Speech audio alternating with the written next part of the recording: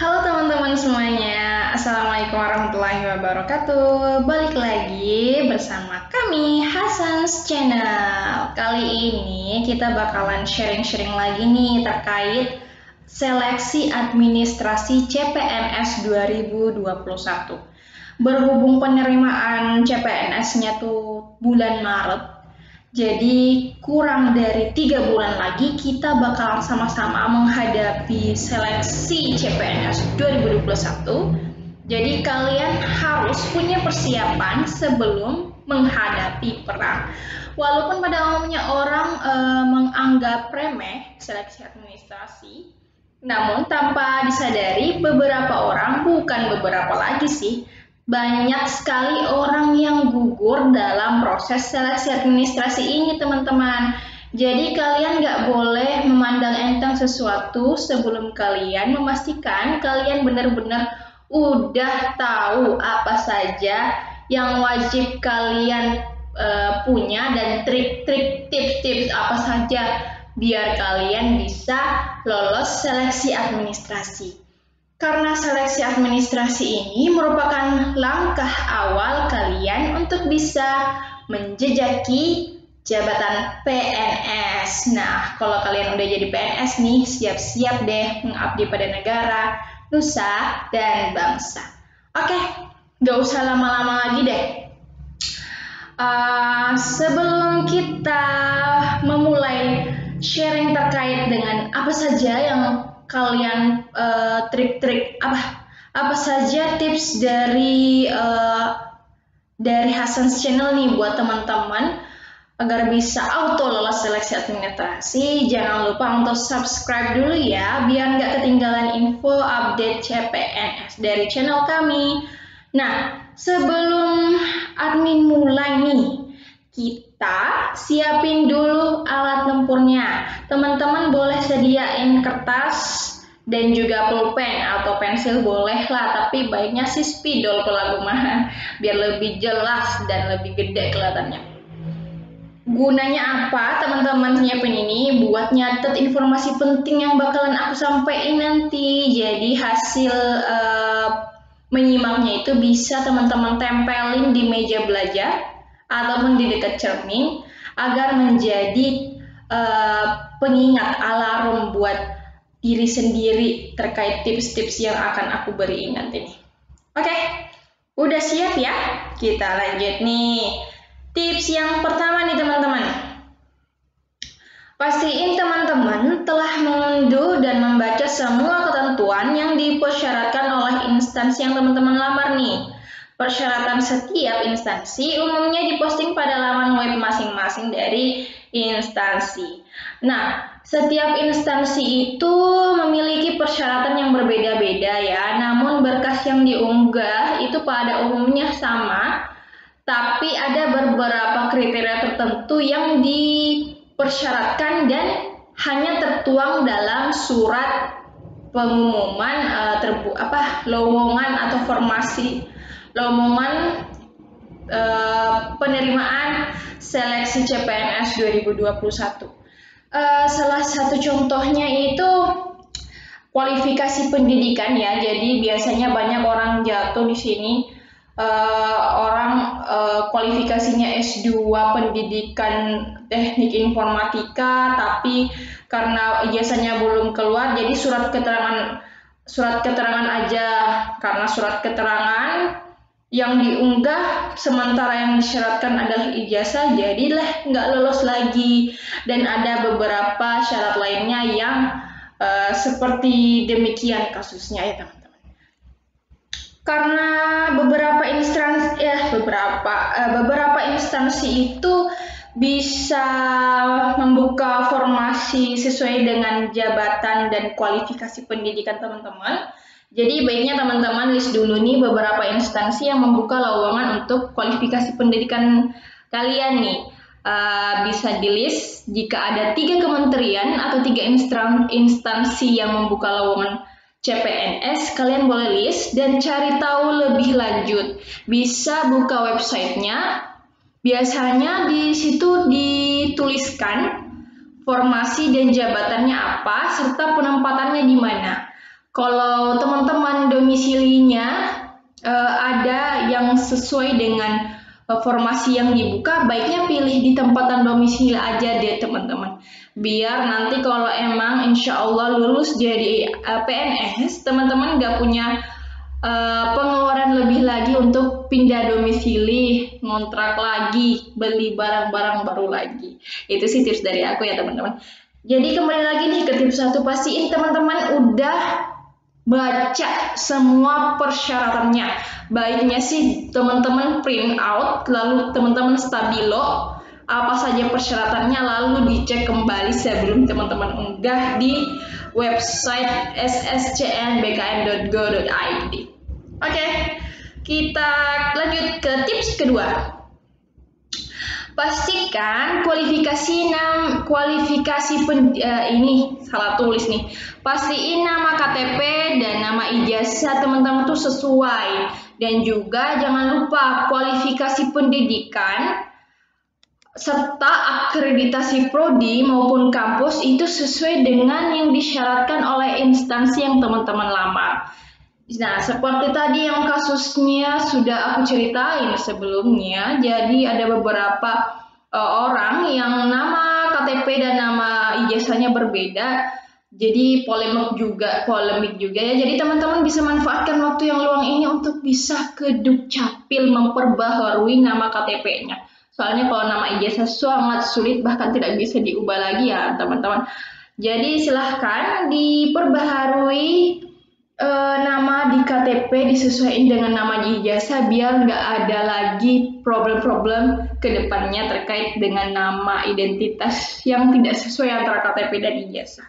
Kemudian kualifikasi pendidikan, pastiin teman-teman daftar formasi yang membutuhkan sesuai dengan kualifikasi pendidikan teman-teman. Jadi kalau yang dibutuhkan adalah S1 pendidikan biologi, garing S1 biologi, berarti dua-duanya boleh nih, pendidikan biologi dan biologi boleh daftar ke situ. Tapi kalau instansinya hanya menuliskan S1 pendidikan biologi, jadi teman-teman yang dari S1 biologi nggak bisa daftar. Jadi pastiin ngecek kualifikasi pendidikan yang dipersyaratkan diterima di instansi tersebut. Nah, tidak kalah penting juga nih terkait akreditasi prodi dan kampus, karena beberapa kasus ada teman yang udah lolos sampai tahap SKB dan dia dipastiin lolos masuk di lolos di SKB dan masuk ke tahap proses penetapan NIP. Namun sayang banget, karena diverifikasi kembali datanya, ternyata ada yang tidak memenuhi syarat, yaitu akreditasi prodi dan kampusnya tidak sesuai dengan yang dipersyaratkan nih teman-teman. Nah, jadi batuk. Jadi baiknya dilihat lagi ya, akreditasi prodi dan kampusnya itu harus sesuai dengan tahun lulus teman-teman. Jadi akreditasinya itu bukan akreditasi yang terbaru ya, tapi sesuai dengan tahun lulus teman-teman. Oke, udah paham ya yang di tips kedua. Kita lanjut lagi di tips yang ketiga nih. Lengkapi dokumen minimal 3 hari sebelum seleksi administrasi ditutup. Nah, ini nih gunanya kita membaca, ngedengerin, sharing-sharing dari teman-teman atau orang yang sudah mengalami sebelumnya. Jadi kita punya persiapan yang lebih. Orang yang punya persiapan lebih sebelum menghadapi seleksi itu biasanya insya Allah bakalan lulus ya. Mimin doain semoga yang nonton video ini bisa lulus semuanya jadi PNS, amin, amin, amin, amin. Nah, balik lagi nih ke tipsnya. Jadi saran aku, pastiin soft file dari dokumen yang diminta itu udah siap diunggah maksimal 3 hari sebelum hari H seleksi administrasi ditutup. Soalnya biasanya di hari akhir pendaftaran itu websitenya mulai ngadat teman-teman. Jadi kalian harus antisipasi lah hal-hal yang demikian. Dan kalau ada sesuatu yang keliru sebelum difinalisasi, kalian bisa perbaiki lagi kan kalau sebelum jatuh temponya gitu. Jadi pastiin kamu udah melengkapi semua dokumen yang dipersyaratkan 3 hari lah sebelum seleksi administrasi ditutup. Nah, tips yang keempat nih, pastiin teman-teman finalisasi pendaftaran bukan pada saat hari H pendaftaran ditutup nih. Sebelum finalisasi, baiknya minta kerabat terdekat untuk mengoreksinya. Jadi, aku tekankan lagi kembali di sini, untuk mengakhiri proses seleksi administrasi itu bukan tidak hanya cukup dengan mengunggah saja. Jadi setelah mengunggah, teman-teman diwajibkan kembali untuk memverifikasi, mengkonfirmasi kembali data-data, baik biodata maupun dokumen yang teman-teman udah unggah. Jika teman-teman udah yakin, kalian boleh centang di setiap kolom persyaratan dan kalian akhiri proses pendaftaran. Jika sudah klik bagian ini nih, akhiri proses pendaftaran, teman-teman nggak bisa lagi mengubah, mengganti, mengedit, menghapus, nggak bisa apapun lagi, nggak bisa ngapain-ngapain lain terhadap dokumen teman-teman yang teman-teman udah unggah. Nah, di sini aku tulisin tanda bintang. Ingat, beberapa instansi itu mensyaratkan dokumen dalam bentuk fisik nih. Jadi, biasanya instansi menuliskan tanggal sekian berkas terakhir diterima. Jadi, kalau instansinya sudah menuliskan, misalnya nih, tanggal 29 April berkas terakhir diterima. Teman-teman jangan ngirim berkasnya pada tanggal itu, teman-teman. Soalnya tanggal 29 April itulah berkas terakhir diterima. Setelah tanggal itu dan jam sekian berkas Anda tertolak. Jadi baiknya teman-teman kirim 5 hari sebelum tanggal berkas terakhir diterima. Soalnya proses pengiriman juga itu kan membutuhkan waktu. Jadi baiknya teman-teman antisipasi lagi nih. Dan cek kembali instansi Anda, apakah instansi yang Anda lamar itu membutuhkan berkas fisik atau cukup dengan mengunggah dokumen pada sscn.bkn.go.id. Oke, kita lanjut ya. Oke, baik. Kita lanjut ke tips yang kelima. Pastiin kamu follow semua sosial media dari instansi yang kamu lamar, baik itu Facebook, Instagram, Twitter. Dan jangan lupa aktifkan semua notifikasi dari akun tersebut. Nah, kenapa aku bold yang Instagram nih? Karena biasanya yang up-to-date itu tuh di-uploadnya di Instagram nih teman-teman. Bukan karena Instagram lebih kekinian ya, bukan. Namun itu kenyataannya Instagram tuh paling update terkait informasi-informasi pendaftaran. Jadi biasanya kalau ada informasi terbaru itu pasti diupdate-nya di sosial media dulu, baru ke website instansi masing-masing. Ya, jangan lupa untuk aktifkan notifikasinya. Semua notifikasi baik story, postingan atau apapun itu. Oke? Pastiin kamu juga follow BKN. BKN ini udah wajib. BKN serta instansi-instansi yang membuka lowongan sesuai dengan kualifikasi pendidikan kamu. Tapi kalau aku sih, biar sebelum seleksi CPNS juga udah follow semua kementerian. Jadi kalau ada lowongan, tinggal di follow up seperti itu, teman-teman.